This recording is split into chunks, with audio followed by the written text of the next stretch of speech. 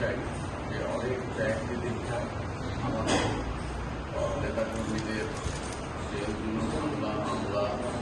রক্ত দিয়ে আজকে যে গণতন্ত্র আমরা পুনরুদ্ধার করেছি এবং দেশে একটি নির্বাচিত ১৭ বছর পরে দেশে একটি নির্বাচিত সরকার আমরা প্রতিষ্ঠিত করতে পেরেছি। এই জন্য আমরা মহান রব্বুল আলামিনের কাছে শুকরিয়া জানাই এবং ধন্যবাদ দিই আমাদের নেতা যার নেতৃত্বে বাংলাদেশ জাতীয়তাবাদী দল সারা বাংলাদেশের জনপুষ বিজয় অর্জন করতে পেরেছে আমাদের মাননীয় প্রধানমন্ত্রী জনাব তারেক রহমান। আমি বলতে চাই যেহেতু লড়াই সংগ্রামে আমাদের নেতাকর্মীরা অনেক কষ্ট করেছে, এখন সেই কষ্টের বিনিময়ে তাদের যে প্রত্যাশা ছিল যে একটি অবাধ এবং গণতান্ত্রিক পদ্ধতিতে দেশে একটি নির্বাচন হলে আমাদের প্রত্যাশা ছিল যে বাংলাদেশ জাতীয়তাবাদী দল রাষ্ট্র পরিচালনার দায়িত্ব পেতে পারে। সেই প্রত্যাশা আমাদের পূরণ হয়েছে। আমরা বাংলাদেশ জাতীয়তাবাদী দলের এখন যে সরকার রয়েছে সেই সরকারের লাভকে শক্তিশালী করার জন্য এতদিন যেমন আমরা লড়াই সংগ্রাম করেছি, জাতীয়তাবাদী দলের সরকার প্রতিষ্ঠার জন্য আমরা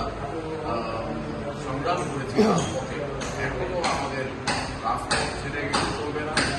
আমাদের রাজপথও থাকতে হবে। পাশাপাশি সরকার পরিচালনায় সরকার সহযোগিতা প্রদান করতে হবে এবং সরকারের যে উদ্দেশ্যগুলো রয়েছে ৩১ দফা বাস্তবায়নে সেই উদ্দেশ্যগুলো যেন যথাযথভাবে বাস্তবায়ন করতে পারে সরকার উদ্যোগ গ্রহণ করেছে।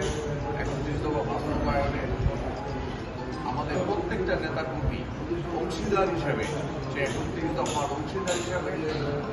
কাজ করবে এবং সরকারকে সহযোগিতার মধ্যে দিয়ে আগামী ৫ বছরের জন্য যে মেয়াদে সরকার